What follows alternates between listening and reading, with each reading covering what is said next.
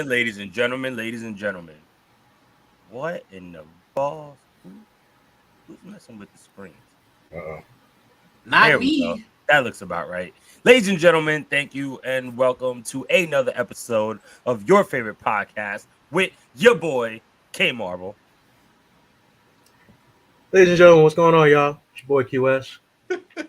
That's the highest I've ever heard your voice. I don't like it. Right? That's as far as it's gonna go. That's the highest I've ever heard your voice. I don't like it. My name is the Big Stretch of the Human Encyclopedia. And I'm StrykerDragoon with all the expression. Oh, and as y'all know, we are your four corners of commentary. So, first off, what's good, y'all? Chilling. I've been on a Predator kick recently. I've watched all the Predator movies. Oh, I have to watch Prey. Did you watch Prey already? Okay. I watched it. Yeah, I loved How was it? Prey was really good. Yeah. Okay. Good on you on like adding more into that. It was like you on a Predator kick, but like, Wow. like what the fuck? Okay. Not Chris Hansen, like Oh, damn! You said before. taking a seat at the table. Well, have a seat, please. They call you Chris Handsome. I like to call you Chris Handsome. Oh God. There it goes. Still set up. Boondock is so good. They were just showing the Tyler Perry episode the other day, actually. Chris already on it. Hey, Chris, what's up, man? The unofficial fifth corner was good, brother. So we're gonna start it off a little different. People don't get offended when we say shit like this, but y'all seen Nigga Freezer? So we're gonna start off with an anime tip. So spoiler alert, because it just dropped a few days ago, last week, whatever. Long story short, Frieza showed up at the end of whatever the fuck was going on, And he landed in Harlem. If you follow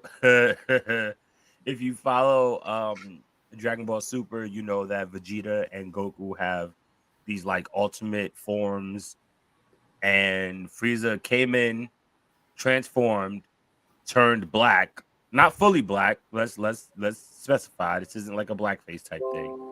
Kind of like how when he went golden. It is a black. But when instead of when golden, instead of the parts that are golden or the parts that are black, essentially.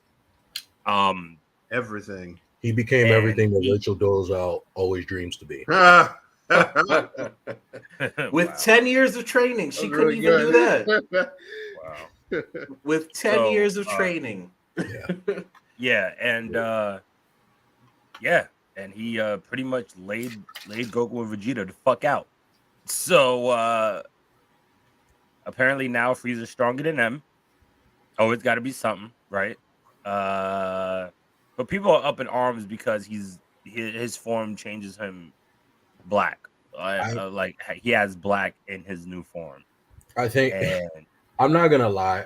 Niggas is pushing it. It's not even pushing it. I just think like the way they showed the form, it looks kind of. It just it's just cheesy as fuck. I was like, damn, okay, he's black. Because I guess you know how it looks is like when he's golden Frieza, he's literally gold, purple, everything. It's like black Frieza, it's like black. I got you. And it's just like, like put it in. Like in the manga version, okay, it looks badass. But when you actually like see like it in color, you looking at it, you're like. Hold on. Yeah. This is the manga version. Not colored in, I think. Very much so. Yeah. And honestly, like it's just the way he got to it. I can't be mad at it. It's cool. All right, you went to the hyperbolic time chamber. He spent 10 years. 10 years is probably the equivalent, right? The equivalent of 10 years. Equivalent of 10 years is like what? It would have been 10 days. 10 whole days in the hyperbolic time chamber. That's what's up.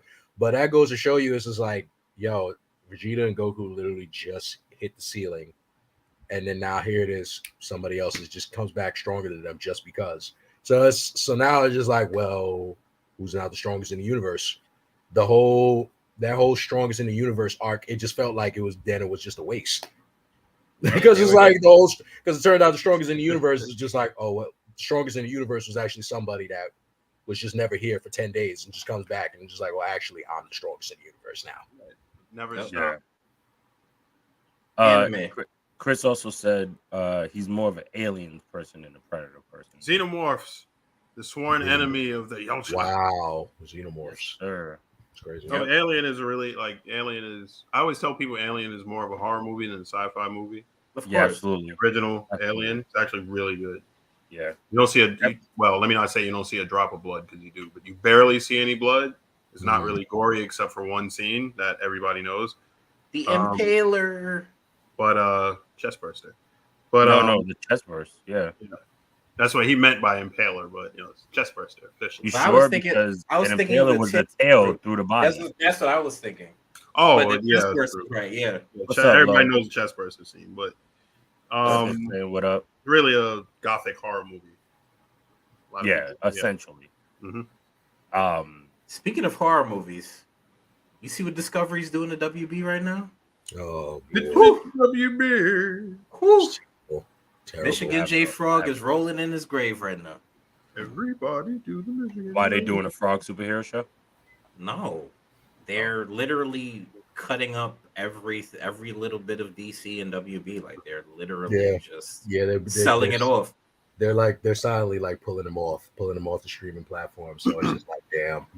It just basically what you saw and what you enjoyed of HBO Max is just like before you buy next year, it's literally gonna be nothing. And it sucks. It's gonna be Impractical Jokers and The Big Bang Theory. And let me just add a little bit of shit on top of this already shit Sunday. Cartoon Network and all of its content was actually shifted to HBO Max, so that way the content creators could actually get residuals. Mm-hmm. What Discovery's doing with Cartoon Network now and those shows, like they're taking them off completely from the streaming site. Yeah. So unless somebody buys the rights to that actual channel, Cartoon Network's basically done. It's just so weird. It's just like they Discovery tries to make it seem like they're doing this merger and they're pulling everything off because of cuts and budget cuts and things. It's just like, bro, like HBO Max is literally the one streaming service. It's probably the number one streaming app in this country. This is what you would want to believe. Like HBO Max is literally making you so much money. Everybody, if anyone who still has cable, they literally have the option. Yeah. They have to add HBO if they want to add HBO Max as part of their cable providing. It's like, yo, this app is making y'all money. Why would y'all want to sit here and basically implode it, blow it up, squeeze it dry for budget cuts? Like what that it doesn't make any sense to like cut the one thing that's actually making you the most money.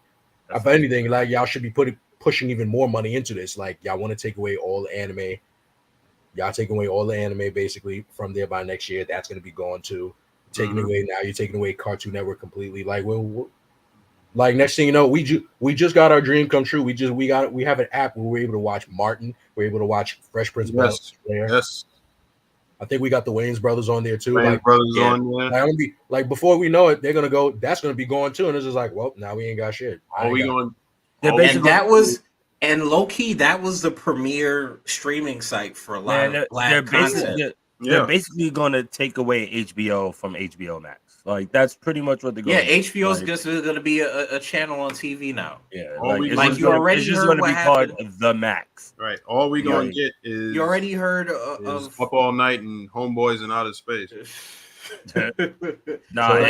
and Leprechaun 3 in the Hood or whatever the fuck. Two. Whatever. Either way. Great fucking movie. I would also say Happy birthday. Happy birthday, Court. Happy birthday, Court. Enjoy it. I was gonna say, but in the meantime, before it completely blows up and goes to shit, I would advise everybody that does have the HBO Max app to please go to that streaming provider and actually end up catching up and watching episode 1 of House of Dragon. It is actually, by the way, it is a beautiful fucking prequel series to Game of Thrones. If you have not caught up on the whole entire Game of Thrones series, I'm sorry for you. It's time for you to finally catch up. But it is good. It's beautiful. Yep, that's fine. I'm one of those types. You'll see. Never watched it. You'll see the lights. I've watched a few. Like I'm not discrediting the show. I just You'll see the I mean, also House of Dragon. Eventually, I'll probably watch it. Yeah, you'll see. Exactly. You'll be at the table with us and we'll be like, welcome home, welcome to the right. Except the end. Fuck that. Don't worry about the end. Don't worry about the end. Don't worry about the end. But I mean, look at that. Happened. Like House of Dragon crashed fucking HBO Max. Like people couldn't even fucking watch the episode. People were trying to get on there. It actually has the title for the highest streamed show on HBO. For the highest streamed premiere episode for a show on HBO. So I'm like, okay. There we go.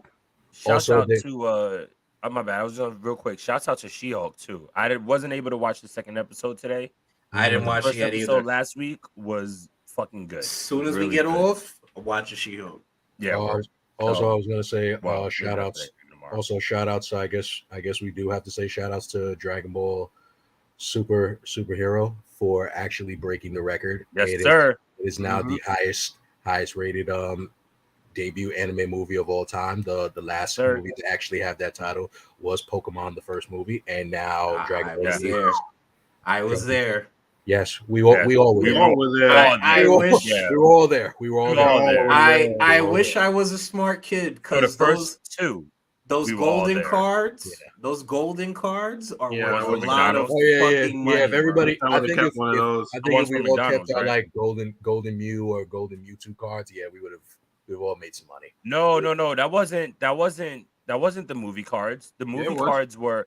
Nah. Oh, you're talking about. I know what you're talking about now. The movie card was that Mew that had the ancient, the hieroglyphics. Yeah, that's what I was talking about. The golden cards were the cards in the Pokeball from McDonald's. He's right. Because I meant the hieroglyph one. That's hieroglyph, and the crazy thing is the hieroglyph Mew. No funny shit. I did used to have it. It probably was like somewhere dangling over in the house because I was a fucking kid. I didn't give a shit about collectibles. But now if you think about it now, we probably all would have been rich. Not even rich, we would have been a little bit. We would have been up there. We had a couple extra bucks. Yeah, most definitely. But 1,000 here now. Well, it's the number one of all time until One Piece drops. I doubt it. We gotta wait. I'm pretty sure more people follow Dragon Ball than they've followed. We'll see. And it's crazy because the movie fucking sucks. And it does. It absolutely does. It fucking sucks. It's okay. It's okay. It's not bad. It's not bad. It's just not. What was it better than? It's just not one of their best movies. Sir, I'm not gonna hold you. Definitely not bad. I don't think so. Hold you. Yeah, that was a bullshit movie. I watched it. I'm gonna hold you. It was bullshit. You actually watched it? I actually watched it. Yes, it was a bullshit movie. Need an outside opinion for this. It was so. It was. I was happy for Piccolo. I think that's the only people we were happy for. Was happy for Piccolo. Like, I was happy for Gohan. My only thing is, wait. If anybody has not watched the movie, please understand this is a spoiler alert. Yeah, it's a spoiler alert. We're going to talk about it right now because y'all had about enough time. 4, 3, 2, 1. My problem with the movie with Gohan was that the form was just the overgrown version of Super Saiyan 2. Thank you. Like, don't get me wrong. The form is still fire. But you could have done something more original. Like what the fuck?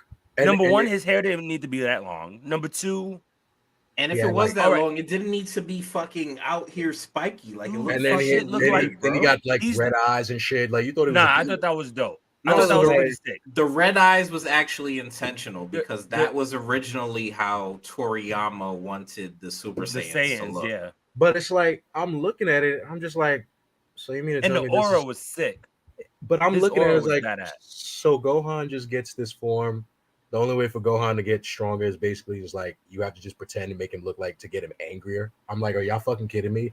Like, what happened? But that's been his whole thing, though. No, it wasn't, because when he was Ultimate Potential, he didn't have to get angry to be Ultimate Gohan. That's true.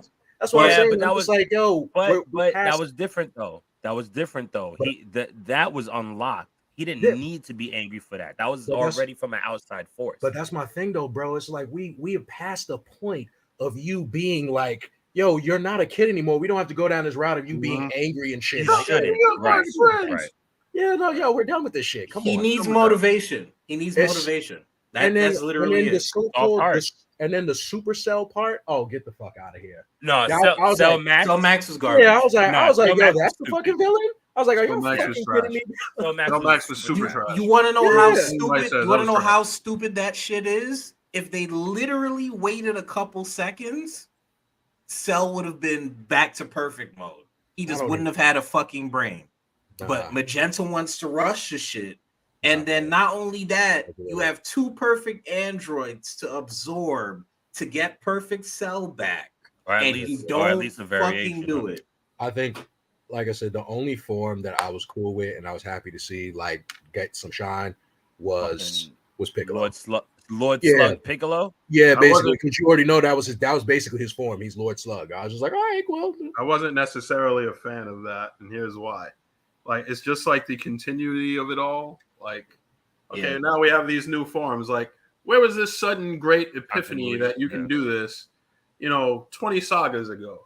Right. That's my thing. But I mean, then again, just one huge. The whole movie is just one huge plot hole. That's like the thing. Because it's like for all of this, you could have easily just wished for this to happen. It's like seriously, you just wish to unlock potential. Piccolo getting the power up was actually Shenron doing the favor. It wasn't even him really asking for it. Shenron fucking did it out of his own volition. Because they upgraded it. Like they could have did this. They could have did this in the Boo saga, and we'd have been like, "Oh, all right." That's what I'm getting at. Here we go. What I'm getting at. Like all these forms are so overly powerful and everything. Where was these forms when fucking Boo was threatening to blow up heaven? And the crazy part too was that where were they during Lord Lude? I'll take that during GT. Like Jesus, like. Where did all this stuff come from? It's just like one form after another. It's like, when Subabu went to that fucking lookout and fucking lifted his hand up and literally wiped out the entire fucking human race. That was peak Dragon Ball Z. Dragon Ball Z. That was one of the most badass things personally in anime history. It has never been for me. Yeah, it has never been as good as the Buu Saga. Outside of a lot of people in the Dragon Ball franchise, be it Zeno, be it Grand Priest or whatever. Yeah, because Zeno is Zeno is we've seen he's destroyed universes, so we obviously know he's the end all be all when it comes to Dragon Ball. But when it comes to kill count in the Dragon Ball universe, exterminated the entire except maybe Frieza, because we don't, like he's killed planets, and maybe Vegeta because he's probably done the same on Boo? that we know of. Boo? We're talking about one fell shot, bro. When I say Boo was really the fucking standard. When he was Fat Boo, it was fun, it was funny, it was hilarious. You was happy that he went and killed Bobbity. It was like, all right, cool, fuck that. Bobbity, no. Like fuck the gnome, he's gone. It's like, but when he went, he was having a nice little cool moment with Hercule. It was like, all right, Boo's pretty cool. And then Hercule got shot, and I was just like, oh shit, this is bad. And then he went and separated, and it was Evil Boo versus Fat Boo. And then he went and transformed, turned to Super Boo. It was like, okay, what's happening next? And then he just went. Kid and you would have thought he was like a raging fucking maniac. No, he was calm.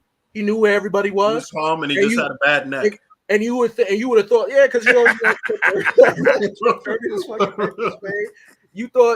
would think like Boo was going to be like, all right, Boo about to fuck some shit up. Maybe he's waiting for them to fight. Nah, he went and showed up to their doorstep. He didn't wait for them to come to him. He went to them himself. Knock on our door. Yeah, he just went there like Police Company. So it's like, all right, one word. Produce. Simple. And he's like, yo, y'all want to give me the fight? Give me your fighters. I was promised a good and he said I was trying to fight. I want to challenge. So in the meantime, I'm gonna give you motivation to bring them out. And he lifted that one hand. Give you motivation. And he literally, and then just from that one spot, wiped out the entire fucking human race on Earth. I couldn't. That was it. It was just like, oh shit. And that's what he said. And you can't live and the life or the dependency of or the defense of the earth relied on 2 fucking kids for however fucking long that happened. Because an hour. Goku's little time on Earth it expired when he wanted to have like the greatest transformation of all fucking time. Oh my god, that 3 fucking episodes. Why? Wait, hold on. You know what I just realized too, and then we'll break off the convo. So they were in a hyperbolic time chamber, right? Yeah. Granted, we have zero idea how long they were actually in there for, right? Kev, he pulled up and ran the fade. Boo, nobody to fuck with Black Air Force. Nah, facts though. No funny shit. Even I think came up. I think you and I could agree with the same thing. When he was in the hyperbolic time chamber, when Piccolo went and did that desperation move and blew up the fucking door, like, oh well, now we're just we were just saying, we all probably thought the same thing, like, oh shit, well, yeah, I guess they're just gonna be in hyperbolic time chamber forever. They no. Wait, but here's the thing: we don't know how long they were in there. We know that the hyperbolic time chamber speeds up time on the inside. It slows down time on the inside. So if you're in there for a whole day, technically you're in there for a year. Yep. So you're telling me those fights, now granted, we know they move super fast, which is probably, I don't know how many milliseconds or quadriseconds or whatever the fuck. But all of that, that whole fight had to happen in less than 10 seconds because the nigga yelled and everybody was still there. Yeah, that's a fact. He went and yelled and got that whole fight was like 10 seconds, dude. My son he let out that scream, opened the fourth wall, and was like, yeah, I'm out. And then, was just like, bruh. I was like, yo, what the hell is going on? You know what? That's that's somebody's homework. If y'all can look up real quick how much time, it would be real time, I would assume, that they spent in the chamber. That they spent in the chamber. Let us know. Put that shit in the comments. I feel like nobody's gonna get it right. I feel like nobody's gonna get it right. There cannot be a legitimate answer for this shit. There can't be. We can't. You know what? I'm gonna look back at that shit tomorrow, and I'm gonna look at that clock and see if it moves at all. That's homework. That's gonna be my homework. Peak energy. Oh my god, it's horrible. But let's jump into some of the things that's been going on in the wrestling world. First and foremost, waiting's no fun. I hate to wait. Jobberslam 2. Before we go there, so many iconic moments. You remember when he turned Chichi into an egg? Yes. You like eggs? Like, ooh, hungry. Yo, he with the quick neck. Nigga said, "Do you like eggs? You hungry? I think I turned all of you into chocolate." And he really did turn them all into chocolate, bruh. And then they all came outside. They were delicious. With his fucking live long and prosper hand. Yeah, they were delicious. With a tilted neck. And all. Excuse me, my nigga. And then you know who that fell on to be the last great hope. The last great hope to think that it was going to stop fucking Boo was TN. TN. Yo, they got to stop doing my man TN. That was the fucking last great hope was TN Shinhan. I was like, yo, y'all fucking not today, dog. I was like, yo, y'all fucking kidding me. He's not being pushed because he's Chinese. That's why he's not being pushed. He has 3 eyes, and he still couldn't see that he was going to get his ass whooped. Yo, he got fucking washed. I mean, he tried his best against Cell, so I give him that still. When Ultimate Gohan came, but then Gohan got too fucking cocky, and then that fucking went to shade. And that's the crazy part, because we always when you watch, you're supposed to be done with this. When you watch Goku and Gohan train, it's funny because if you know your lore, you know that when you go Super Saiyan, all the anger, all the fury is supposed to come out with it. Mm-hmm. Whether you're in a good mind state or not, right? Gohan turns Super Saiyan in the hyperbolic time chamber. You see the anger a bit when he's trying to deflect the Kamehameha. Mm-hmm. And then, they get control of it. Great. He goes Super Saiyan 2. There goes that anger, but he's still all there. And he was still a little cocky. And that's the other part. The cockiness is goes hand in hand with being a Super Saiyan, which is crazy. So when he goes to Ultimate Gohan, boy, when I tell you he had that Gogeta energy, that man was like, listen, I could fuck you. I'm gonna kill you, my nigga, but I'm gonna have fun doing this shit. And he fucked up. He did. Fucked up a mess. But look, c'est la vie. So back to my previous statement. Jobberslam 2, baby. Oh, that shit was lit. That shit was so good. So first and foremost, shouts out to Joakim Morales, who was on the show last week. We appreciate you, brother. Yes, sir.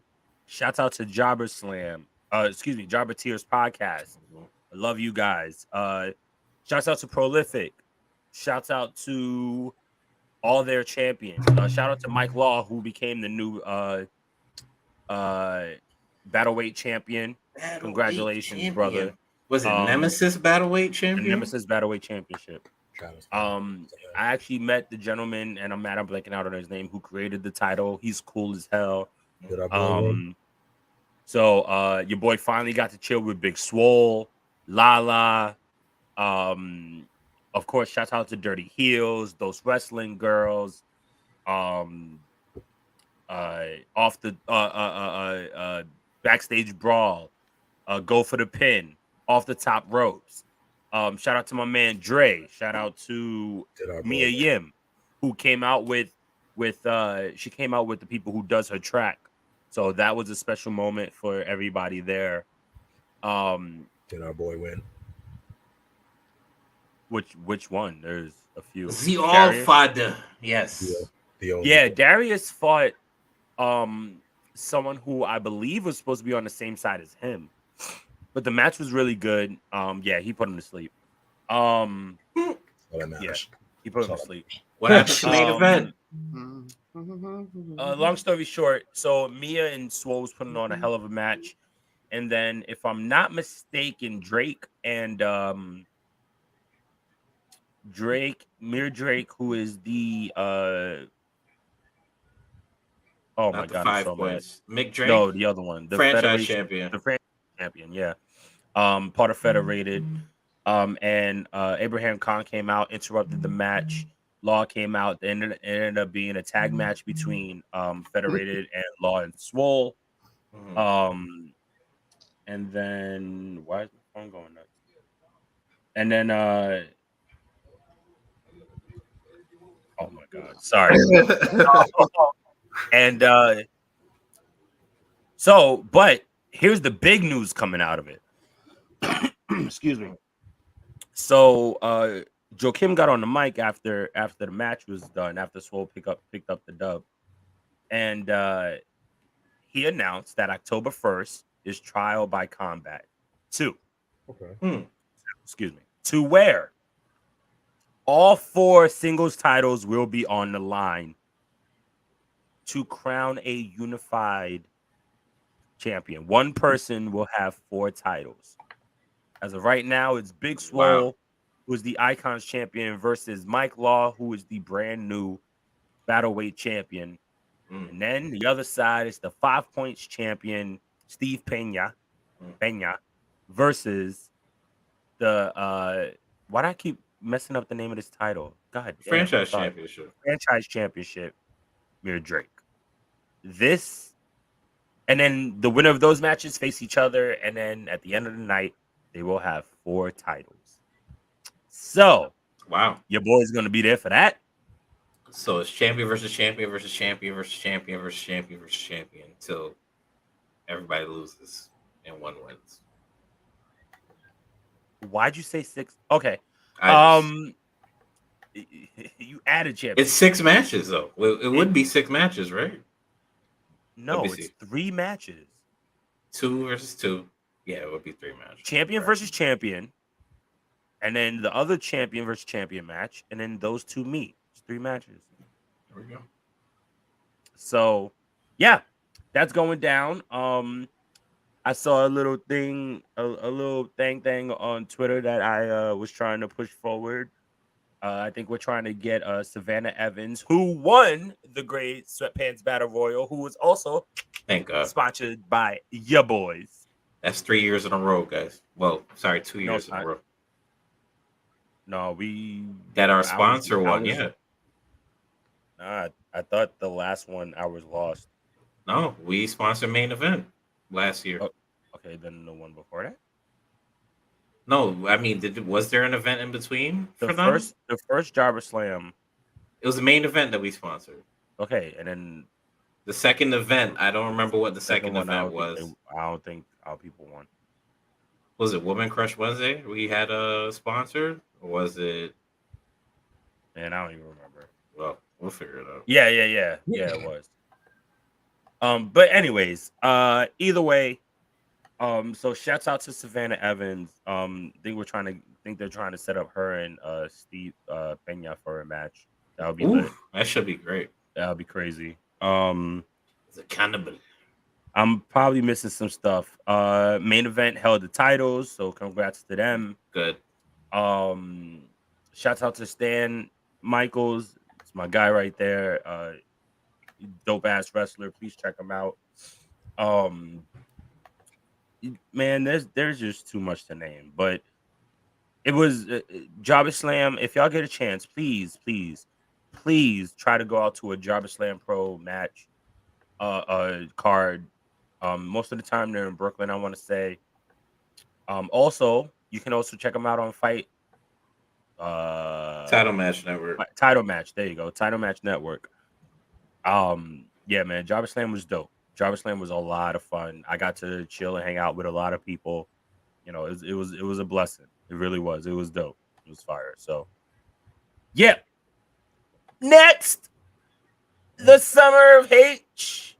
So, as we know, it's been about a month since Triple H has officially taken over WWE's talent. He's the head of creative. He's also head of talent relations. Yep. So there has been some shocking surprises. Gents, let's do it this way. Talk about the surprises first. Surprises / returns, or call-ups, however y'all want to play. One surprise per corner. So who wants to start? I'll start with the surprise who I think has made the biggest return out of everybody that's debuted. It is more than one person. I'm going to go with Karrion Kross. An individual casted out of paradise like a misfit toy, no longer wanted. Came back with hair. That's how serious it was. And he looked like a misfit toy the way Vince was doing.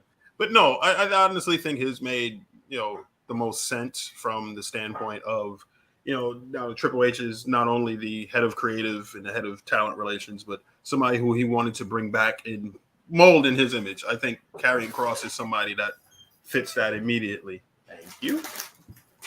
Mom Duke's looking out for a boy. Hey, Mom. Skinny Pop is good. Skinny Pop, right? Already down 11 pounds lighter is actually a reference to my weight, believe it or not. I'm actually 11 pounds lighter. Oh, yeah. Couldn't get that. With, yes, kind of fat, add muscle. But with Karrion Kross, I think that, if there's a wrestler, to me, aesthetics wise, you think of some of the stuff, the iconography that Triple H has played with, like the Iron Crosses and stuff like that, and just like the overall kind of like metalhead like look. I think Karrion Kross like fits a lot of that, and wisely they put him with the thing that made him the most interesting in his presentation, and that's his wife, Scarlett. Taking Scarlett away from him essentially made him into Mark Merrill 2.0, which his wife is at the time was more popular than he was, and a lot of people were very intrigued by Scarlett. Yeah. But as far as his overall presentation, Scarlett adds so much to that. So to put them together, I think that is the biggest return, because a lot of people are still, but he hasn't even wrestled a match yet. Nope. He did cut a promo, and I was doing my Karrion Kross impersonation, as you saw at the beginning of my rant. But I think that him coming back in such a position and it being believable is a testament to what Triple H can be doing. Yeah. So I liked his return most. I think the only problem I have with his return is people. There's people hating on it because they're like, oh, he doesn't have moves. He doesn't do this. Like, are you fucking out of your mind? Like, have you watched the Karrion Kross match? Because that man can go. Yeah, but he can go. Like, don't, you know what I'm saying? Like, it's not like he doesn't have any fucking talent. That, like, he can go. And he has the fucking presentation. Like, he got everything going for him right now. Striker, what you got? Yes, sir. For returns. Oh, you sure you want me to go? Nah, I'm playing. Johnny fucking Gargano, man. Well, that was actually going to be my pick, but that's what you want me to go. But that's cool. Honestly, honest to God, I think it being a surprise, more so leading up to the surprise, I think Trips played his cards so well. They from what I'm hearing, they kept him quiet. Like, he came in on a private jet. He didn't come out until a few minutes before he was supposed to come out to the crowd. And the way the crowd screamed, you would have thought that, some old legend was coming back that they haven't seen in years. But the ovation he got, and then now you have Index is back together. The Way is most likely coming to the main roster sooner than later. But yeah, I mean, I think that's the biggest surprise so far. I think he has way more up his sleeve, but we'll see. QS? With Gargano, I think what made it interesting is that Gargano, for those that didn't know, that the obvious vitriol people will say is, oh, well, who's Johnny Gargano? Don't watch NXT. He let you know exactly who he was. He told you who he was. He let you guys know why he was here, what he's here to do. Say what titles he wanted to win. He wanted to win the IC title, the United States Championship, the WWE Championship.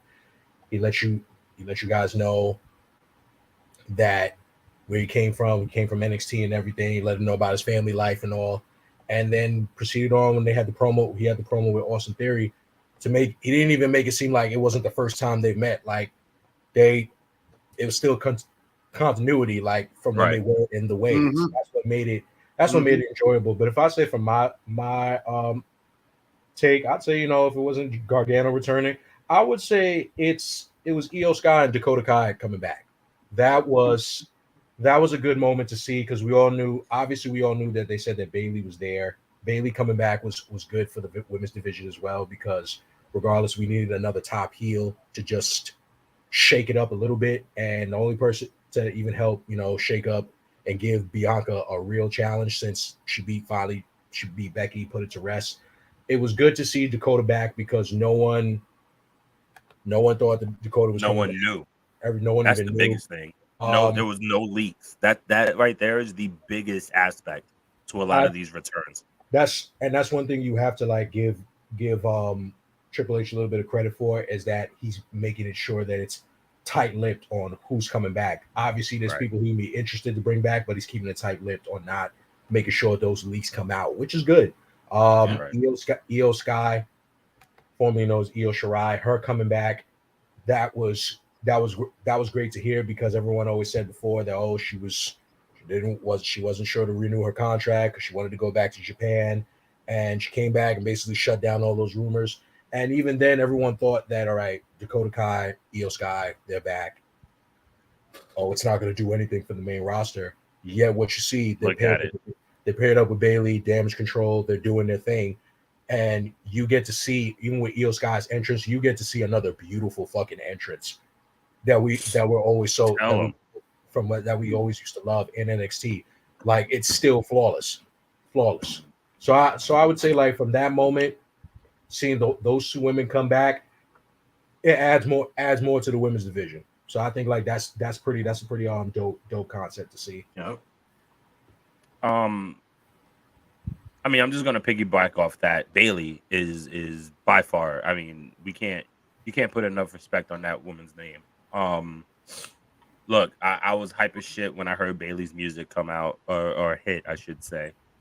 And look, I mean, I look, I can't elaborate on shit that we already know. Bailey is going to do amazing for the division. We all knew that. We all knew that when she came back, shit was going to change again. Yep.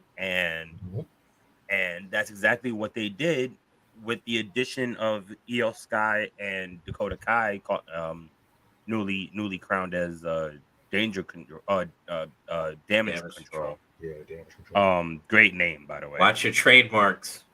And also, the thing about damage control, the way they're doing it is smart too, because it's control like how it looks on a keyboard, not control because you know, there's damage control in Marvel, and then there's other stuff too. So watch your trademarks. But you know, Bailey, you know, she had her first match this past Monday night. Great to see her back in the ring doing her thing. Yeah. So that's obvious for me. Which I totally forgot was Canadian. That's why that match was had. Totally forgot. And it was a solid match. It was solid. Yeah. Aaliyah's growing a lot. Yeah, she's and it's good that she was in the ring with a vet. Seasoned vet. Yep. Did her thing. Got her offense in, and you know, obviously, hit her with the rose plant. Great. Yeah, hit her with the rose plant one time, and that was it. You know, but gents, let's do it this way. So there's been a lot of shit going on in the WWE. Like as we said, there's been a ton of returns. Dexter Lumis is another one. We've seen Logan Paul do his thing.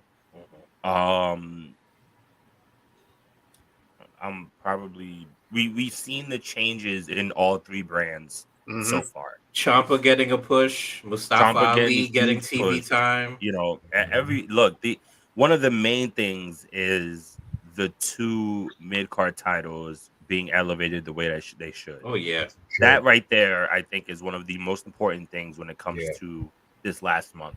Making it make them important again. Making it they are meant to elevate whoever has it to main event status. Yes, or at least to show that they have faith in you, and that you worked your ass off to get these titles, to work your ass off to get that heavyweight title. Yes. And who better to write creative for that than Triple H? That's a fact. Come on. So let's go around the room, gents. Progress report time. A to F.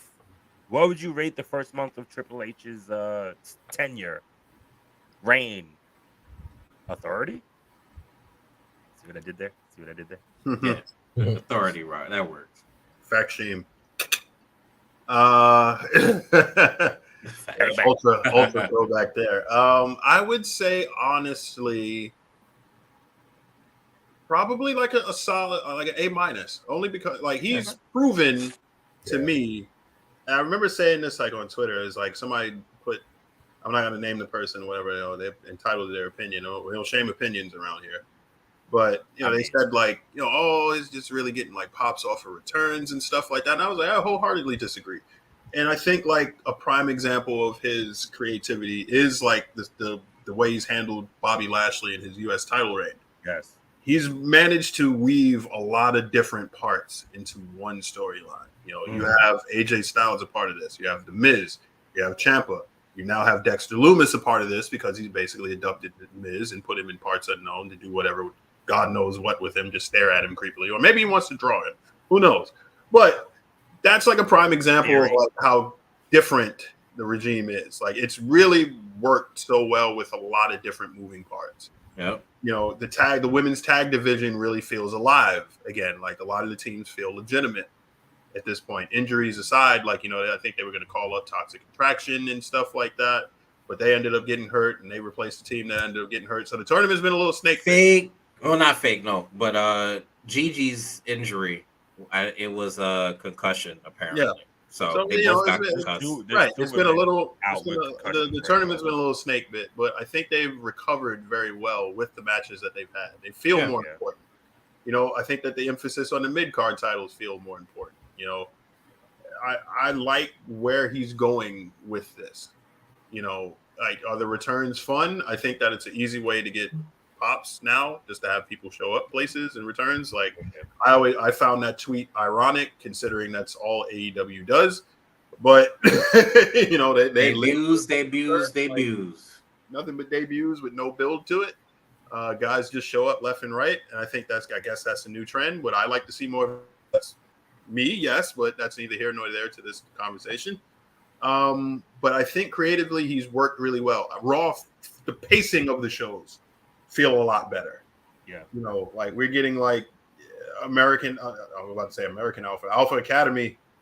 Chad Gable playing up to his strengths, which is in ring and talking. He's getting more time to talk. Yep. You know, before segments and stuff like that. We're seeing like more people debut on the shows and everything, like as far as like having direction, maybe not like debuting as far as like the showing up, but characters that we want to see push, like Mustafa Ali and Cedric Alexander are now in a tag team. And they got TV time, you know, and they be picking up wins on main event because I read the spoilers and stuff. So it's like he's investing a lot of time in a lot of different parts and a lot of different moving stuff. I haven't seen a 24/7 segment yet. Thank God. And I was like, thank God, like that title needs to die. It should be on main event. Just leave it on main event. Been there, and it's been there. That's the great thing about it. Like they've been doing it on main event. Like if you want to do that stuff, because main event is like the dark show matches, like before Raw and stuff. You want to do all that antics before Raw, fine, get it out of your system then. But you know, like the pacing of the shows have felt 100% better since he's been in control, in my opinion. So I give him a solid A-. You? I agree. I give it an A-. A- didn't go into a regular A. Mainly because the very thing that everyone always wanted for the product, especially of Raw, to get better at was storytelling.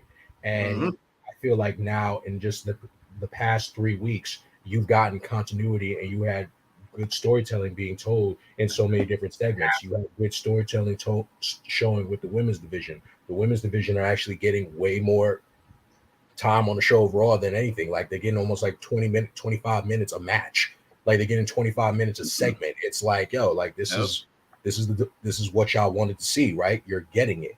You have the segments here with Dexter Lumis. If anyone doesn't really notice, with continuity in almost all three brands, or at least with Raw and NXT, Dexter Lumis is actually showing more continuity than what you've seen in a Jaheim music video. I don't think y'all realize the whole thing with that woman first. Not even just with put that woman first. Like, come on, when he got arrested on NXT, just in case, I'll make it home tonight. Hello, like, yo, this is crazy. It's like, yo, this is the continuity that y'all wanted, and you're getting it. What's so wrong about it? I don't mean to cut you off. I just want to add this. We're getting multiple matches now that go into commercial breaks and they continue. We never see that. God knows how long. We haven't seen the picture-in-picture thing in so long. It's just like, we might get or one if you match do that gets a commercial I was gonna break, say, where it's long enough to get that commercial break. And the crazy part is that let's say it's 2 matches. It's 2 matches for the entire week. So it might be like one on NXT and one on SmackDown. Yeah, that's it. It's just like, okay, this works. And it's a better paced show. Yeah. Now I think he's still working on it as it goes in, because like I say, you know, he's got the returns. He's just he's dishing it out. He's putting them in the right story purposes. It's all, I feel like he would get a straight A+ if what he's doing to Raw, he can continue to incorporate that to SmackDown. Because obviously, yes, everything that's going on, we always know for the past number of years, Raw was basically like the weakest show on WWE of all three. Now went from being the worst to basically it's actually it's almost. I wouldn't even say it's almost. It is actually most. It's safe to say like it's the most watchable show in most recent weeks. It's enjoyable. Like you can enjoy 3 watching. hours. You can enjoy watching, and even though 3 hours is still tough for him to try to produce through a 3-hour show. People aren't bitching about 3 hours now. But at the same time, he's making the best of it, and it's still working. You're able to sit through a whole 3-hour Raw. Before it was barely unwatchable. Maybe you get through hour 1, by hour 2 you already checked out. But now you're like, okay, I can sit through this whole entire thing and just watch it and be comfortable. I'm cool. Now, if he can incorporate that into SmackDown, and I guess this is what's going to happen because of the ordeal you got with the women's championship. You got with Roman, whatever's going on with Roman. You trying to like incorporate that to give him some more better suited challengers. You still got the women's tag team tournament going on. It's just little things that's actually working. It's just slowly but surely. Like you debuted Toxic Attraction. That was cool, obviously. But it looks like, I don't really think like, even though they debuted, it's not going to be like it was like a soft debut. I don't think they're not going to get that big one until the likes of Survivor Series. I think not even after Survivor Series. I think after the title unification for Worlds Collide, I really feel like if Mandy ends up dropping that belt, then they'll bring it back up. That's when I think they'll bring them all three of them back up and be like, all right, boom, there you go. There's that. She's getting packed up. I think so. I think she's taking the pin. She's getting packed up. I think it's either her or Blair that's going to take the pin. No, I think Blair wins, and they have the rematch with her and Mako. No, I think Mako would end up being the actual undisputed one. They're gonna be strong on her the way they were strong on Asuka. They're gonna be strong on Mako. I think so. Yeah, it's gonna. And it's I agree. Fine. Yeah, I agree. I think honestly, Toxic Attraction goes up. Yeah. I think Mandy loses the belt, and I think Miko Satomura is probably going to be like, it lives up to her name, the final boss. Like whoever beats her gets a really big rub. Yeah. I think that she should be booked as like this invincible champion. It's a very believable role for her. And I just say that depending on the contract situation. We don't know the contract situation, so. But I think she's fine in the U.S. Why not? Fucking stay there. Yeah, you're gonna get the money. You're gonna get the TV time. I'm pretty sure Survivor Series, we're going to get some type of NXT interaction. Because I really think like people really haven't realized when she was in NXT UK, like I said, she's literally been invincible. She's been dominant. Like ain't nobody touching her. Like, but that's every promotion she's been in. She might have lost one match on NXT UK.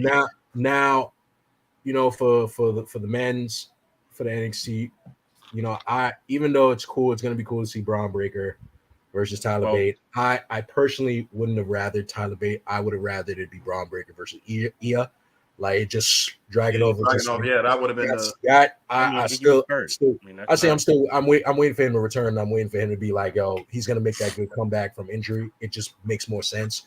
That's who. But again, like it'll be the A+ when I see it go from what he does more with SmackDown and shape up with NXT. Then it'll be like, yeah, he's got it. Well, let's save these because we got 3 pay-per-views to talk about next week. So this is going to be a lot to cover. One more we didn't speak about the return of. Well, that's what I was getting to. I was about to get it. SmackDown, right? No, definitely not. No. All right, go ahead then. No SmackDown talk for me. The return of Kevin Owens, the prize fighter. Oh yeah. That is true. That is actually pretty good. Absolutely, even using the NXT TV. like his first entrance music, his first Titantron, and he went back to his old logo with the duct tape. I still have the first hoodie that he had on WWE Shop. I have it still, pristine and clean. I'll wear it next week. Well, love that version of Kevin Owens. What's your report card for? I think I'll go with the consensus, which is A-. Could easily be an AA+. SmackDown is at this moment the weakest link, and I think Raw is especially strong because you have 3 hours. People are like, "Oh my God, it's still 3 hours. It's long." But when's the last time you really sat through a Raw and didn't even notice it was at 10:30 already? Mm-hmm. Not to cut you off, Stryker. No, go ahead. Like, even when you call SmackDown like the weakest link, it's still fucking enjoyable to watch. It's like, exactly. That's what makes it so funny. It's like it's still watchable. It's like it's just we only say it's like the weakest link only because of the roster of what it shows. That's it. Right. It's the roster. Like hell, they got hit rollback. Like what the fuck? We can't even. That's what I was about to get into. Right. We got that hit roll. But yeah, continue. Did you have any more, Strike? Hit Row is another good one, actually. But I think overall, just for me, is the fact that the man came in week one return. Next week, within the same week, is another return. But all of these people who were released, who Hit Row, for example, released within the same week that they debuted, and now they're back basically like they never left. And I think that's a testament to great writing. I think that's a testament to Triple H. I'm pretty sure Triple H was watching every episode of Raw and SmackDown and said, hey, I got something planned for X, Y, and Z when I get the chance to, so they can return. And look how easily it's happening. But you can see the trust. You can see the trust between the people that he re-signed as well as, just the returns. Like, the crowd's loving it. Also, it's just a testament that they signed these people. Killer Cross was in his own promotion. He came back as Carrion within what, maybe a week. He couldn't control his narrative. He couldn't. But I wouldn't even say that. But like he was in a ton of different promotions. But he was just hopping around from different promotions. But like he was like literally on the precipice of like being signed or being a mainstay. He was supposed to have a title match at NWA. Right. And look, he's signed to WWE. Hit Row, they had all those rumors about, AJ Francis not coming back for WWE's World Treasures. I forget the name of the damn show. But who knows? He might end up being back on the show. He might end up hosting it again. He's back. So it's just a testament of the trust that everybody had behind or Triple H, the trust that he's built with all of these people. And the fact that he can still bring these people in and re-sign them. Like, it went from the McMahon era to the McMahon-Helmsley era to D-Generation Click taking over the whole fucking place. Imagine that. From curtain call to the boss's chair. It's ridiculous. It is a hell of an upward trajectory. It's crazy.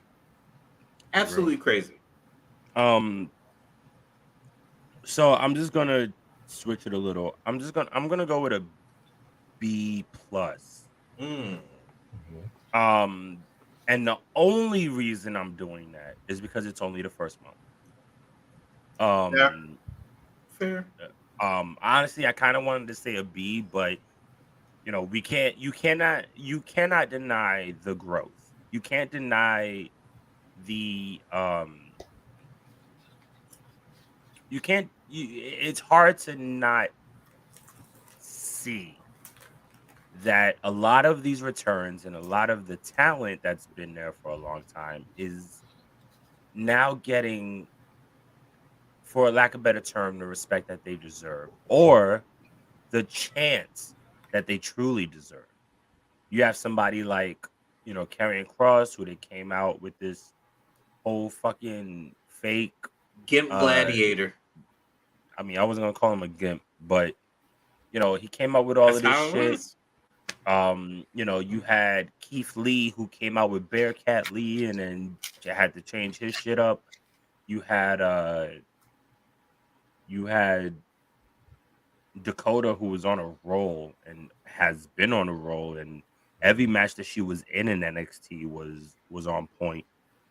You had Io Shirai, whom was probably told, we have nothing for you for so long. You have Bailey, who they probably told the same fucking thing. I mean, look, Hit Row's, another one. But look, the thing is that, like I said, the only reason I gave it lower than the A is because it's the first month. We, granted, SummerSlam was the first pay-per-view, but that was the first pay-per-view with still Vince's remnants, vision, I guess. Yeah. Clash at the Castle, Worlds Collide, and Worlds Collide are going to be those two real. It's on the same day. Beginning. Same weekend. Same weekend. Clash is Saturday. Worlds Collide is on Sunday with All Out. We're gonna try to watch both at the same time. It's not earlier in the day, though? Yeah, Worlds Collide is like 3 o'clock or something. Oh, like really? That. Yeah, it so should be. You'll have time. To watch. I don't think Worlds Collide would go toe to toe. I think they will. I think they will. The reason why I say that is because All Out is the biggest show for AEW. Honestly, I think it's bigger than Double or Nothing. Not booked that way, but we'll see. I mean, either way. But anyways, yeah, but that's the only reason. They might get angry at us. But that like I said, that's the reason why I gave it a B. So we got 3 A minuses and a B plus. That's not bad. That's an A minus average. A minus average. So starting to say B plus too.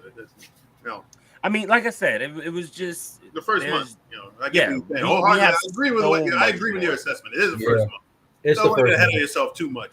But not first month. No, but really that job at making it feel different. Like right. But the A minuses are well deserved. But the A minus, even if you did an A plus, it's still well deserved. Yeah, you know what I mean. It's just even the promos feel different. KO and Drew, Bailey and fucking everybody. You could feel the passion. Like even if they mess up, they go and they take it. Be like, I don't even know why the fuck I said that. It'd be like, or they go to the crowd, be like, y'all know what I meant. And it's just like, right. It's great. Like, you know what? That's fine. Like y'all not even botching and just making it be like cowering up. Y'all just be like, yeah, I messed up, and so what? You know what I meant. It's like, and so this is a little early. I'm just gonna do that. Shout out to those wrestling girls. They have their, I believe, fifth anniversary coming up in November. Fifth anniversary. I believe. I could be wrong. No, I could be way wrong. Don't quote me yet.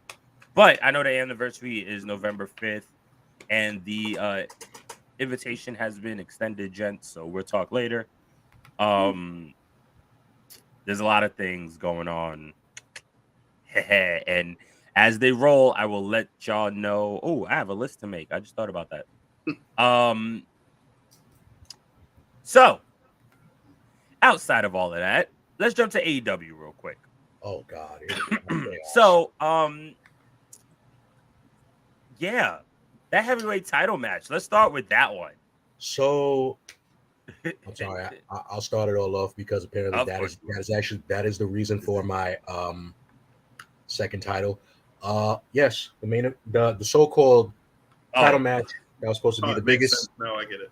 The biggest title match in company history. In Dynamite history.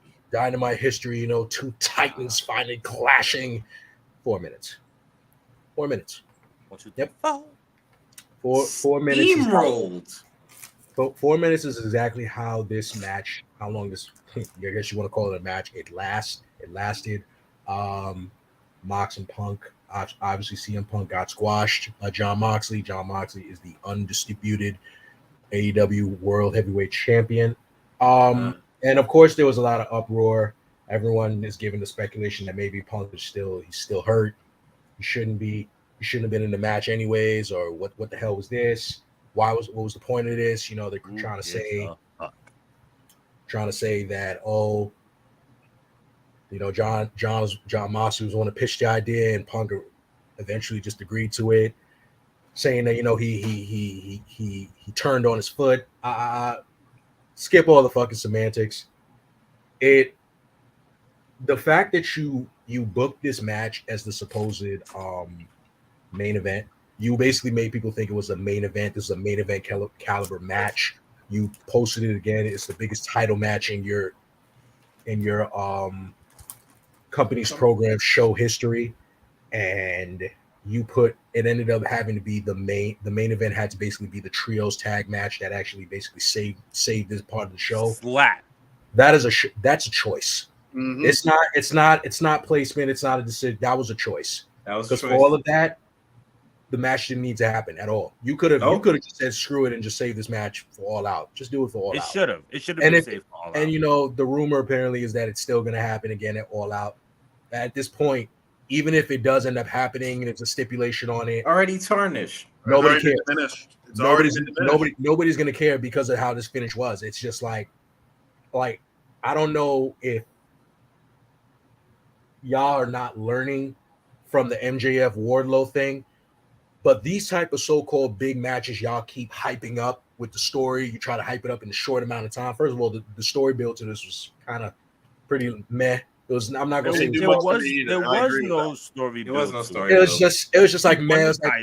He came back, and within 2 weeks, they had this match. Yeah, why? Like y'all had like a little promo back and forth. Basically, Punk went into business for himself, started going in on Paige. Mox came out. Punk's over here doing snow cones in the fucking ring, snow angels in the ring. They shoot each other. They shoot at each other. They had a little fake little mini brawl that just looked like it was forced. It's like you just when you're pushing too much, when you're doing too much, and it's just like it just feels forced. It's I agree with you wholeheartedly. I'll say this: there are precedents for big matches to end in squashes. Look at Brock Lesnar and Goldberg, right? That was a big match. It felt big, but it ended in a squash. Here's why it doesn't work for Mox and Punk. They're not known for squash matches. No, right. Like Brock Lesnar and Goldberg is like watching a Mike Tyson fight. You don't watch it for the quality. You watch it for the carnage. You know it's going to end fast. But it's the excitement leading up to that car wreck that you wait for. Mm. The fact that they built this as like this monumental match and it ended so flat. And I get it. Like psychologically, they're playing off the injury and stuff like that, but it just ended so it was so anticlimactic. Yeah. That like they averaged, they did what it accomplished to do. They popped a big rating for it. Over 1 million people watched it, but that's what they got for that 1 million person viewership. The numbers, and it's actually, like, and the crazy. Like if you're a person, I don't mean to cut you off. If you're a person telling me like, if I'm a lapsed wrestling fan, or if I'm like a guy that strictly watches WWE, I need to give this a chance. And then I see that, it's like, why the fuck would I want to give this a chance? It's like it's the same thing they're doing over there. Like I hate to play amateur booker on this show, but there are certain guys that have like appeal in squash matches. Mm-hmm. And I'm not saying that like a perfect example of that is Hook. Hook is a guy that you want to see in a squash match. They give him the same push they gave his dad. Like you want to see him suplex somebody, dump him on their freaking head, and then choke him out. That is a perfect squash match for that. Yeah. Why did they not shoot Wardlow to the fucking moon? If you're gonna do a squash match, a guy he's got the power bomb over. Yeah. He does nothing but power bomb people left and fucking right. And you want to do a squash match for your championship, and he's openly said he wanted to face CM Punk. He was gonna wait for CM Punk to come back. Why not put him in that spot if you're gonna do a squash match? Come on. Why? It makes absolutely no sense. That'd have been the money right there for Wardlow, but now you have him wasting away as your TNT champion. But then here's the thing. After that title, it's a small pittance. Looking at the number situation, if you want to go, because they had over 1 million viewers. That's the rating of it. But they lost. But believe it or not, they lost 200K. They lost 200K viewers right after that title match. Right. So it's like you got what you wanted. You finally got your 1 million again. You got your 1 million. Since February. You got your 1 million, but what was the cost? It was a shock factor, but I won't lie. Wholeheartedly. And it's not even and the crazy part of it's not even just that part of the show that was bad. It was just like, okay, that was flat. It was it wasn't a bad show. But then even looking at it, it's like how it ended up that Punk, hitting Mox with the roundhouse kick. Then you're falling on your actual injured leg. It's just like, if you're gonna sell the injury, it would have really been like, oh damn, he did have to call that because he's really hurt. If he did the roundhouse kick with his injured leg, like any stupid person would if you're going to a match injured. It's just because it adds the psychology to the match. It makes sense. It's just like, but the crazy part is that when you watch his matches, you know that he throws that kick from the right. So it's like damn. It's just like, all right, okay. To me, hold on, real quick. I'm sorry to cut everybody off. There was breaking news 34 minutes ago. NWA President Billy Corgan has just informed us that there will be a United States Tag Team Championship. It's going to feature 12 teams. Nice. And apparently there will be more information sometime soon. Okay. I don't know. 12 teams. That's bigger than standard. That's good. Yeah, and I don't know if they're going to. Excuse me. I don't know if they're going to And either way, that happens August 27th and 28th. That's NWA. Most likely multi-promotional. Yeah, that's NWA 74. Excuse me. So yeah, pretty dope. Yeah, Sorry, just looking through. nice. I thought that was pretty important. I've always thought like the NWA, that's like an old NWA staple, secondary tag team championship. So I'm glad to hear that.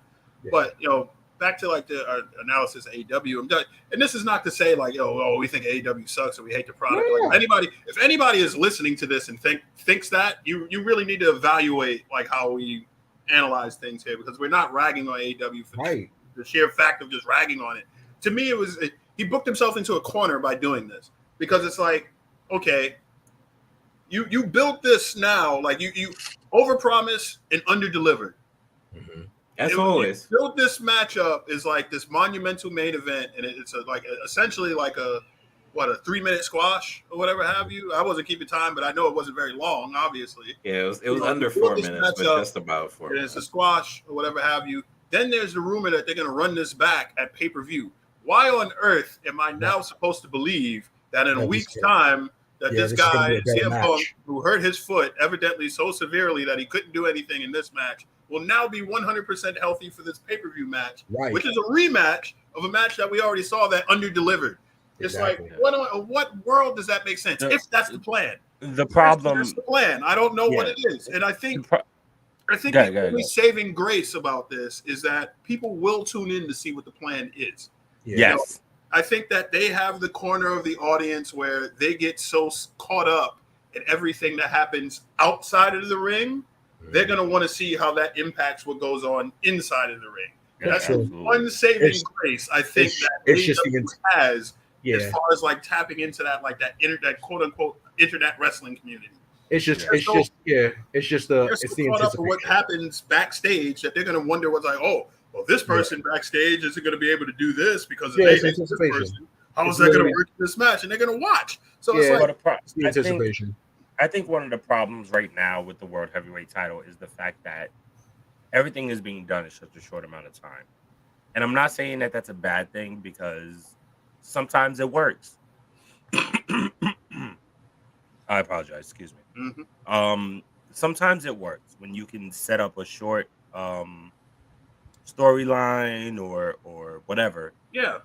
For a title or like it happens. I get it. You got to call audible. Sometimes it is what it is. But once again, to add on to your points, the fact of the matter is that there was no real storyline to begin with outside of Punk being hurt and Mox becoming interim champion. Yep. There was no storyline. Punk came back the next week. They had those discussions.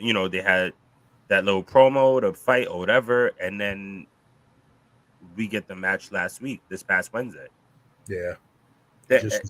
I don't see the point in doing that and moving it forward unless you have something really fucking big for All Out. That's the only way I can be okay with this. Is if there's something planned, shenanigans, huge for All Out. It's got to be a big signing. If Cody Rhodes comes back for one match for the title. Like, I don't know. It has to be it has to be a big signing. They have to be a big signing. MJF is coming back. Even with the MJF thing, it's just like, okay, like MJF coming back would be cool, but at the same time, they're gonna really have to like go into real explanation, damage control as to why he's challenging. Absolutely. Why is he challenging? Why is this gonna work? Because in all actuality, what he did on that Dynamite episode, that was going into straight shoot, and that was it. Like, you've been off TV for 3 fucking months.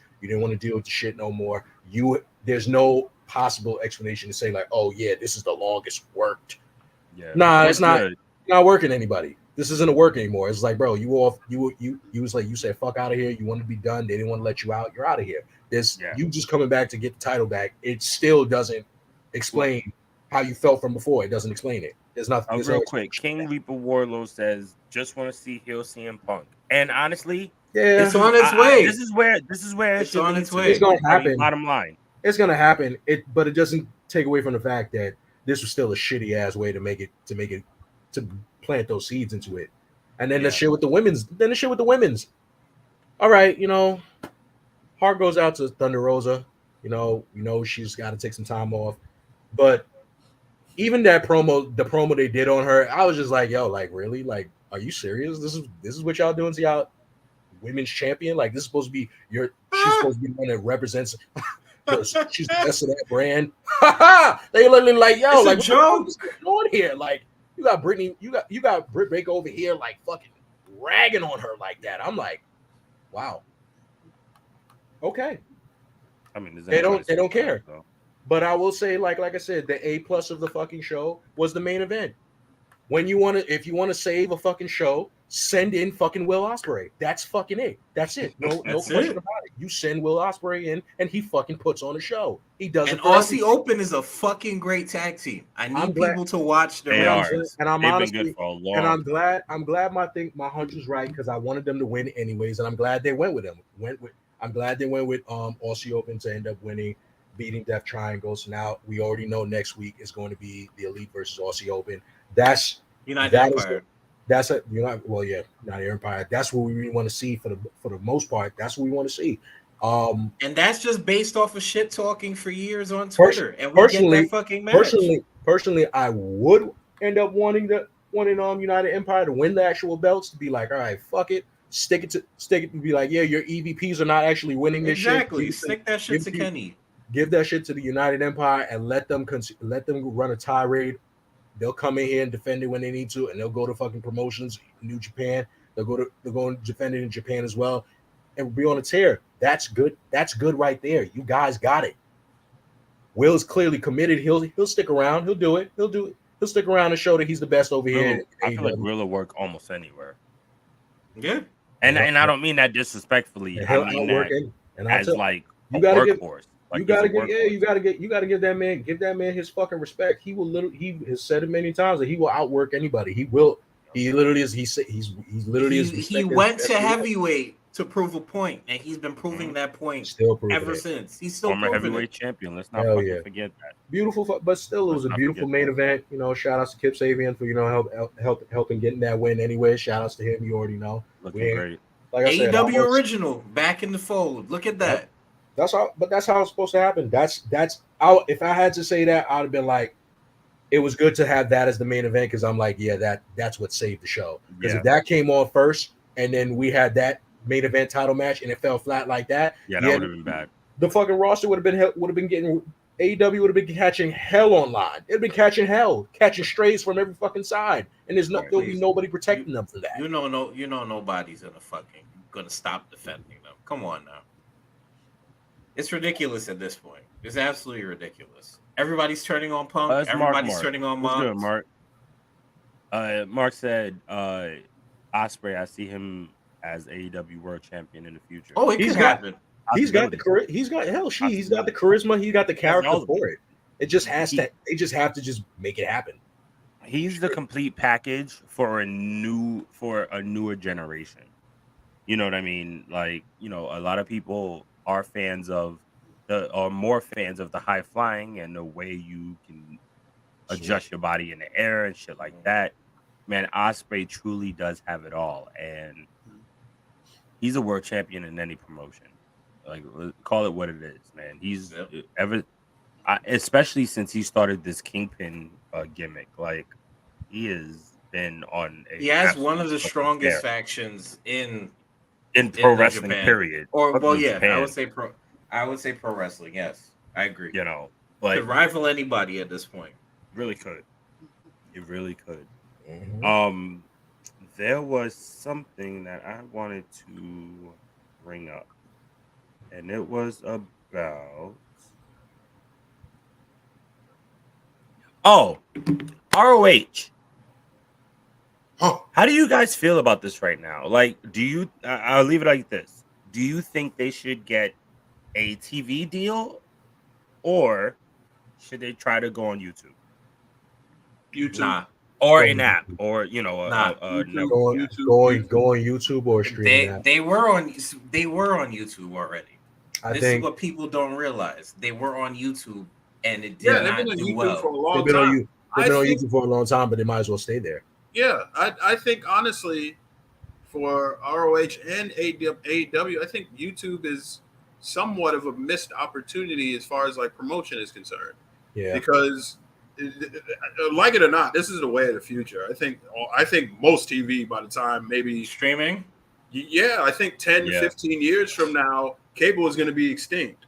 Yeah. Honestly, I mean, they just said streaming beat TV for the first time. Yeah, but no, I mean it in the sense recently. Of it means it in a sense because it's like nobody's gonna own a cable box for 10, 15 years from now. Because everything's gonna be smart TVs. Yeah, because even right now, like cable at this point having cable is a choice. It's already too fucking expensive already. So it's just like a lot of people that still watch cable are like an older audience that are either A, set in their ways, or B, do not know how to work technology as good as most people. Yeah. So it's like, for me, like I see YouTube, like if they just put an ROH show on YouTube, like for 1 hour, and what heavily promote it, yes, you can't go wrong. But that is the issue. We're in a situation. We're in an age where you do not have to watch live TV in order to be caught up with shit. Like if you put an ROH show, let's say hypothetically speaking, 7:00 on Mondays, you stream for an hour from 7 to 8 or something like that. I can watch that whenever I want. I can watch that whenever I want. I don't have to. That was their usual slot anyway. I don't have to like. It's not like something where I got to clear out my schedule. I got to watch this at this time when I like to watch it live. Exactly. Sure. If you promote it properly, I'd love to watch it live, but it's not like a prerequisite. There's no pressure for me to watch it live. And I think that works for me as a person, for me as a fan. To add to your point, look at WWE. Look at WWE's YouTube. If people don't watch Raw, you see how much views the clips get. Look at their Hulu. A lot of people watch Raw on Hulu because it's not as long. Number one, you cut out a lot of the unnecessary minutia or whatever have you, and it's straight action. That's how they were watching it.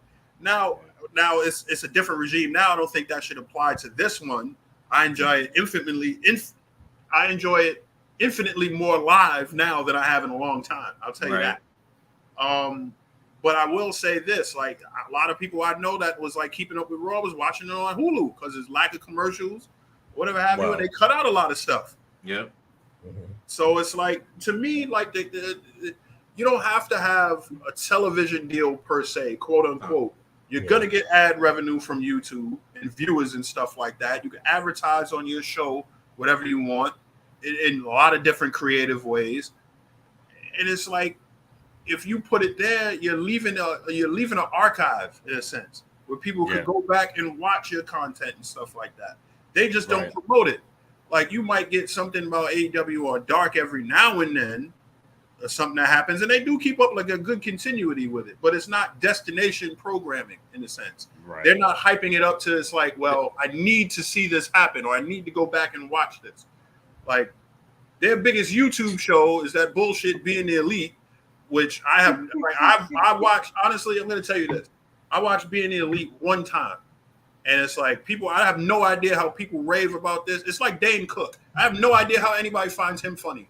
I feel the same way about Being the Elite. All right, I understand the Dane Cook reference, but I do watch. So as an avid, no, I know. No. I'm not disputing it. I'm not disputing how you feel. I agree with you. I understand what you're saying. I guess for somebody who does watch it damn near almost every week, for me, especially now with AEW. So let me preface it like this, right? So I was watching it before they began AEW, and I watched it because it did give you, and it still does, but they gave you that inside view on their travels, on their lives, all of that. Fine. When AEW started, this was the way that we were staying updated with the promotion. Fair. Now, with the way they're using AEW, they're either using it to just give people time, period, which, granted, some of it is like cringeworthy to me, and I'll say that because. And I could say who, but I won't go there. But I know you can say the Dark Order. We're all adults. It's not the Dark Order. It's not the Dark Order. Yes. Oh, okay. This shit is not funny to me. I ignore his parts. I don't even care about that shit. And I'm not talking shit about him. I'm just saying in general. Just it just doesn't do it for me. But it does give you. I guess for me, it's also just the fact that you do get a little bit extra when it comes to the shows. You know what I mean? Or even the behind the scenes of like the shows or the pay-per-views or whatever. Somebody like me can appreciate that. You know, that's why I watch Sammy's vlog. I watch it not because I'm like obsessed with their fucking relationship, but because they had a lot of fun shit going on. Or, you know, at least to me, you know what I mean? And even the people on it, like same shit, you know what I mean? And they were using, they had started using Sammy's vlog for dark or to start pushing their people's narrative for matches. That is a good way to promote. That is a good way to push your talent. But you know? why is that not a thing across the biggest show of all 4 shows? You're mentioning shit. But you're mentioning Dynamite, shit in clips. But here's the thing: Dynamite. Either way, them doing shit on YouTube as a vlog and them doing things as a full-on television show are 2 completely different things. I disagree with that, because if I have to watch Being the Elite to get something that they're mentioning on commentary, show it the fuck on the show. You don't have to talk. I get that, but you don't have to watch it. No, but that's not the point. That's not the point that I'm saying. I'm saying if it is a big angle that is through BTE that they're making into a big angle on Dynamite, they should show it. I once again, I understand what you're saying. We should show it. But if that's the case, just watch the fucking show. If that's really how you feel, then watch the show. Because they don't have to do any of that. Like the whole trios tournament. Okay, I understand what you're saying when, you know, you got the Bucks trying to reach out to Paige, trying to do whatever. You know what I mean? BTE is where you saw the teaser for Kenny to come back. I understand what you're saying, but they don't have to fucking operate that way. They can operate the way they've been operating, and if you want to know, then you'll watch the fucking show. And if you don't, then you'll just be how you are now. And that's not you. That's not. I know you're not singling me out. You mean you in a general sense. I understand that part. But that's my thing is this, and I agree with Stryker in the sense of a show like Being the Elite should not be required watching for your wrestling. Right. I understand that. I understand that. I understand where you're coming to. Like it's a successful way that works for them. So why deviate from it? You know, I understand that part because it does work. You know, a lot of people do watch Being the Elite. With that said, there are so many references that, like, again, like I'm just looking at it from the standpoint of where everything is not an inside joke. Mm-hmm. Like, if I'm watching this show for the first time and I see John Silver do that Johnny Hungy thing, and I'm like, why the fuck is he doing that, prancing around like a deer like that? And it's like, oh, he does it on Being the Elite. What the fuck is Being the Elite? Right. Like, you know, that's that what I understand. That's what I'm getting at. Like, why do I have to be in on this like super secret decoder ring like joke in order to understand it? Why can that not be described on the TV to me, the fan who is watching? Why do I have to dig for this information elsewhere? Because it's always going to go back to, as much as, you know, I hear what you're saying, K Marvel, that, you know, you say like for all of that, you know, just watch the show. For that is true. Like if they want to find all that information, yeah, they can just watch a show. Right. But in the same sentence, if they can also watch a show, this very company that employs BTE and the fucking Elite can also just give a fucking backstory history of that said show to incorporate in a vignette. It's fucking promo. Both things can be true. Both. Right. Yeah, absolutely. Yeah. And there's no wrong answer here. You're absolutely right about that. There's no wrong answer. And the worst part too is that they were doing that for a while and then they just stopped. Yeah. Which is like, and it might be time to just because they made it destination watching for their audience. That's all I'm asking for as far as like a YouTube show. They made it must see. People talk about like, oh, next being the elite drops and stuff like that. Yeah. My only gripe is this, and I've had this conversation with friends and stuff like that, like about movies, right? Especially when it's movies where we know the source material, right? Let's say Marvel movies. It is not my job as the person going to the movies to know the source material. If you're directing a film, it should not matter whether I know the source material.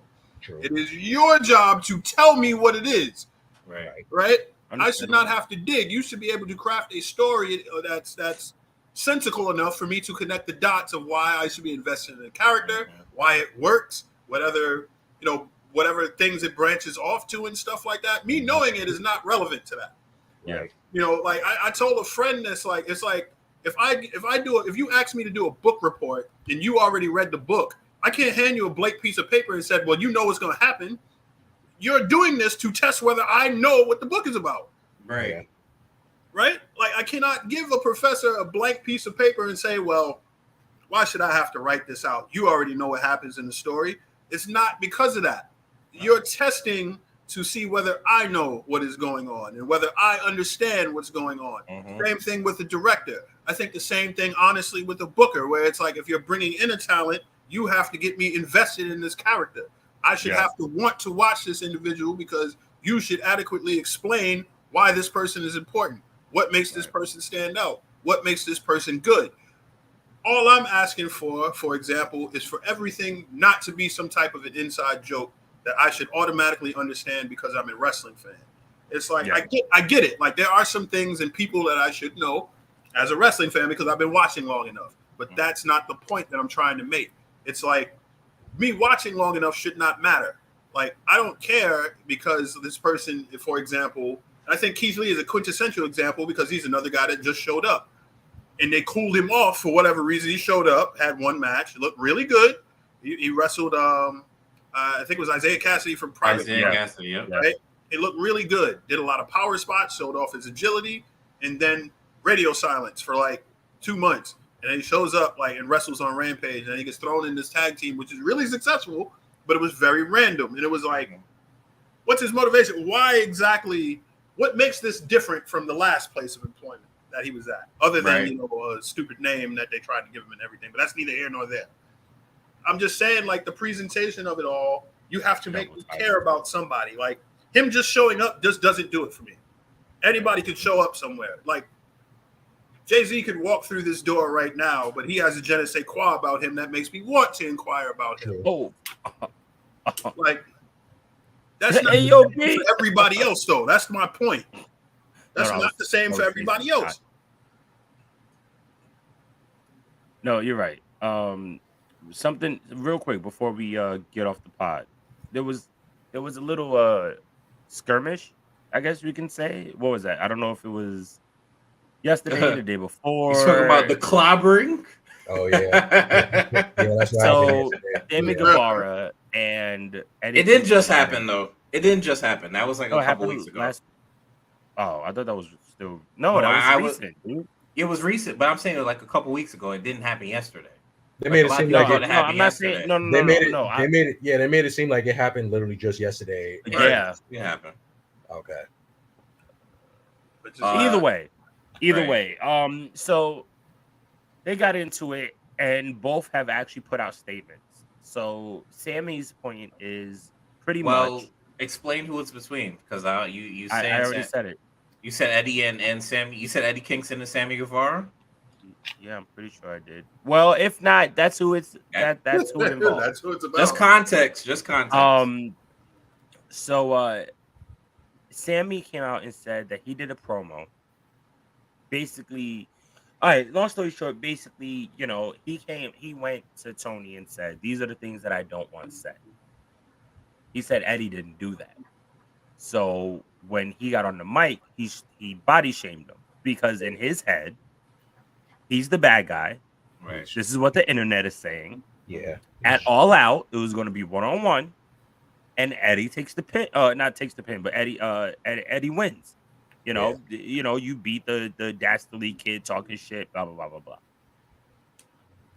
Eddie, he said he goes down the stairs to Gorilla, And Eddie starts stomping towards him, talking about, you can't say that, la da da da. They get into it. Eddie said that Sammy knew what he was doing, but he understands that he's in the wrong. Eddie said that he understands that Eddie, did the wrong thing. Right. Both were suspended. My question is very simple. Was that the right call? Yeah. I think so. I feel you have the I feel you have the freedom to. I mean, now WWE might be getting on this level now with the freedom and speaking to Triple H about what needs to happen, blah blah blah. But I said AEW was built on that specific freedom of you rehearse what you want to rehearse, you have your promos and stuff like that. I feel it should come to a consensus between both people that hey, I'm not too comfortable with this. Just say that. Eddie more so is in the wrong because he reacted rather than say, hey, he pulled the macho tough guy shit, and he really could have said, hey, I don't like this being said, stay away from this, such and such and such. But I mean, bottom line, sometimes, okay. I was gonna say, I get what everyone's saying, and yeah, it's good on Eddie for apologizing. Saying that he didn't basically state how it made him feel at the time. It was, but in also another sense, we also can't dictate how anybody is going to respond to what certainly someone feels as disrespect. Yep, absolutely. A lot of time, like I said, it just comes off. This just came off as another notion of, what, it's human nature at the job, at the workplace. Absolutely. Somebody says something that rubbed you the wrong way, is disrespectful. You in that moment, you don't like. We're not gonna sit here like everyone wants to sit there and say like, oh, Eddie, he should have known better. He's 40. It's like, listen, you could be 40, you could be 50, 60. Emotions are emotions. Emotions run high. Like in that present moment, if I was in Eddie's shoes, yeah, I don't know that state of mind. I could have been in a different mental state, and I just just pushed me over the edge and set me off. So yeah, he said what he needed to say. If he did the whole pie face thing to his face, all right, he did what he needed to. It was in the heat of the moment. Yep. It was in the heat of the moment. They cooled off. It was what it was. It's back. Business as usual is back to normal. But I think this is just me talking to like the other fans that are like speaking on this, that have been speaking on this online. You cannot, I said it before, I'll say it again. You can't dictate how anyone's supposed to respond to disrespect. You can't, there's no way, shape, or form, even if it's at the workplace. At least, or sorry to cut you off, but to clarify, at least what the individual takes as disrespect, you can't dictate that. You can't dictate it. It doesn't matter even if it's personal. It doesn't matter if it's in a professional setting. A professional setting doesn't mean shit, because at the end of the day, disrespect is still disrespect. Yeah. And if that fucked with that individual mentally, and they felt that part of way, you know what? They expressed it in a stronger way than you would have. It's understandable. Right. It's understandable. Obviously, that's not the way you probably would have done it, but that's the way they handled it in that moment. It happened. Yeah. Luckily, it didn't turn into a fucking bloodbath, or it went to escalate even more. It didn't escalate to the point where it went even more left. It just was all right. They got into it a little bit. You suspended him for a little bit of minutes. He cooled off. All suspension. He good. They good. It's straight. That's it. They're going to work. They work through it. It's fine. I always say it. And I said it also. Let's not sit here and act like y'all not at y'all actual 9-to-5s right now. And you got that one coworker that has probably said something. You won't slap the shit out of them. Yeah, that rubs you the wrong way. The whole time they're trolling and they just joking, and the whole time you actually taking it serious. But it's true. Communication is also key. That's when if y'all gotta have that meeting with management and have that mediation, and you go and voice your opinion and be like, listen, I'm gonna let you know right now, I was not okay with this. This actually, and you go a little bit more in depth. This actually is a situation that messes with me mentally, personally. I would advise you to stop talking about me like that.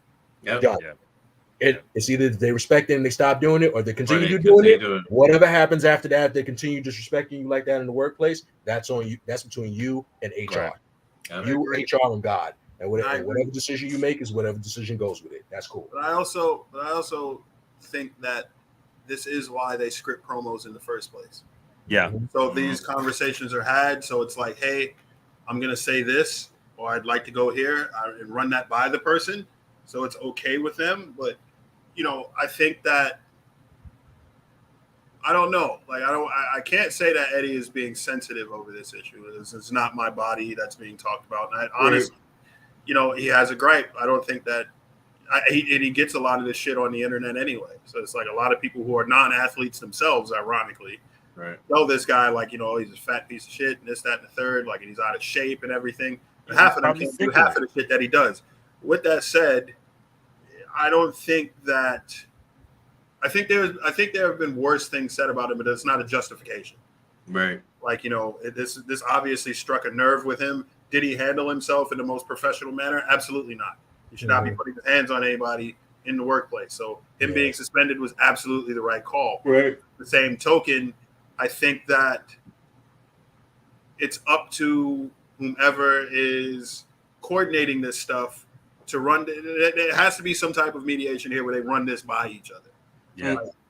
To lessen these type of issues, like, you can't go out and just say something that somebody may deem personal or take it personal in some way, shape, or form without at least running it by them first. Exactly. Like, I'm not saying that this is an issue where it's like, they should never touch this issue in the storyline or something like that. We've seen far worse as wrestling fans. And it's sir. On a daily basis, like, we've seen, obviously, and I'll say his name, Vince McMahon, do a whole lot of worse shit to people. Mm-hmm. But at the same token, two things. One, he was willing to put himself through extra humiliation. And two, these were conversations that were had beforehand. It's not like he just, decided, to like, hey, it's 2 minutes before I'm going out. How would you like it if I talked about you going through this very personal situation? How would you like it if I made you kiss my ass? This was literally. No, but even so, it's something that was either A, planned or B, discussed before the segments happened. Right. So it's like people have the avenue to speak up. And I know people are probably going to hear that and say, like, oh, it's Vince McMahon. No, who would question Vince McMahon and stuff like that. You're given the opportunity to say something. The guy, I'm not condoning anything, but if a guy owns a company and he's asking you, like, hey, do you think that we should go here? And you say nothing, that's on you. Yeah, absolutely. It's on you, 100%. That's on you. Absolutely. Because he's giving you the opportunity to speak. And if you don't take that opportunity, that's on you. That's not his fault. It's like, I don't think that Eddie's behavior was warranted, but I can see why he acted in that way. Yeah. Right. Anybody that, especially considering, the brunt of abuse verbally probably gets on the internet about his body, I can definitely see why he would act in that way. But we're not. Yeah, we'll never. Who wouldn't want to hit Sammy Guevara? Yeah, exactly. I mean, at the same time, it's like I get it. Like, yes, it was unprofessional what Eddie did, but at the same time, Sammy clearly has a punchable face, and in that you can understand in that present moment if you have someone that you look at as an asshole, and if they rub you the fucking wrong way, you can't sit here and tell me that when y'all at y'all professional jobs that you've had that one coworker that you just wanted to punch in the face because they said something that just clearly just rubbed you the wrong way, and you just probably in your head thought, yeah, today's the day I'm probably gonna punch him in the face. Yeah, and even then, I mean, anything can happen on any given day. And granted, yes, it is still unprofessional, but you are also a human, and it's understandable when emotions run high. I get it. Yeah, well, look, man, shit happens, man. It's life is life. It's chaos. Yeah, life is life. People are gonna rub you the wrong way. That's everybody at any given point. It just happens. It's chaos, bro. But hopefully things are better from this, and everybody can move on. So you just want to see what's gonna happen. You just want to see how AEW is really like going to put all of this together, since All Out is literally next week. How are we really like putting all of this together when it just seems like everything is in fucking disarray at the moment? Yeah, just at the moment. It just looks like it's a shit show. Yeah, nope, absolutely. Well, next week, folks, there are 3 major events happening.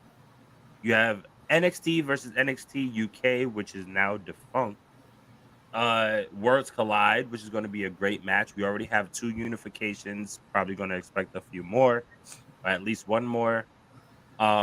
We have All Out, which is AEW, one of AEW's big pay-per-views. And we have Clash at the Castle, where we know. Well, let's do it like this. They haven't said the main event for All Out yet, so we can't talk about that.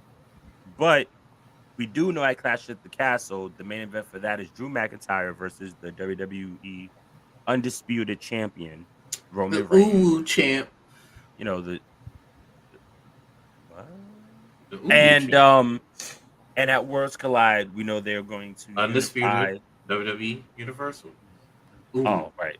And then we know at Worlds Collide, they're going to unify the NXT UK World Title and the NXT Championship. So it's going to be a lot of fun. We're going to have way too much to fucking talk about next week. But we always appreciate y'all. We thank you so much. And gentlemen, let's do what we do. Well, you know where to find me. It'll be down there. Technical difficulties. You got to love them, folks.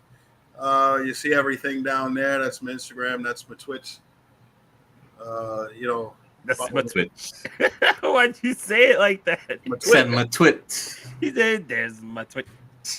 There's my Twitch. It's right there. Follow me. Well, ladies and gentlemen, you guys already know where to follow me at Forever Thiefing on Twitter and on Instagram. We'll probably end up playing another game tonight. Probably do a little confessions hour. You know, you could tell me all your secrets. It always stays safe with me. Good thing is I don't know exactly who any of you that tells your secrets to me too. I don't know who you guys are. So it's completely I guess you could say it's patient the patient low-key, like, unlicensed therapist confidentiality. We're just gonna go with that. But as always, thank you guys for always tuning in. Thanks for rocking with us, sticking with us. It's always a love. Please hit that subscribe button and likes, and please share it. Just keep sharing it. Share it. He won't tell your secrets. Oh, well, it is me and StrykerDragoon back in the building again. Instagram, Twitter, and Twitch all the same. YouTube in the description below, as it should be. I believe it is. Oh no, I made it. Yeah, it's definitely there. I'm at 64 subscribers, just 36 more until I give away 2 games. I mean, who doesn't want free stuff? It's out of my money, so I mean, hey. But yes, subscribe to the YouTube. We'll be streaming tomorrow. Well, if I don't stream tomorrow, I'll be streaming Saturday. We are removing Evil Dead from the weekly game playlists because player base has been very, very small as of late. So I'll be fixing up my schedule for September. We'll be switching some things around. And you can find me at Instagram and Twitter at Mr. Marvel87. Please follow the podcast, Four Corners of Commentary, on Facebook, Instagram, and Twitch at The Council of Commentary, on TikTok at Council of Commentary, and on Twitter at CO Commentary. And please remember, you can follow us on all of your favorite streaming platforms, some being YouTube, Spotify, Apple Podcasts, Google Podcasts, Audible, and iHeartRadio. And before we go, this one's for Top Rope Squishy. I would like to play an excerpt for Thunder Rosa's new theme song, ladies and gentlemen. If you'll remember this little ditty from Shawn Michaels losing his smile. That's terrible. That was actually an accident. Oh my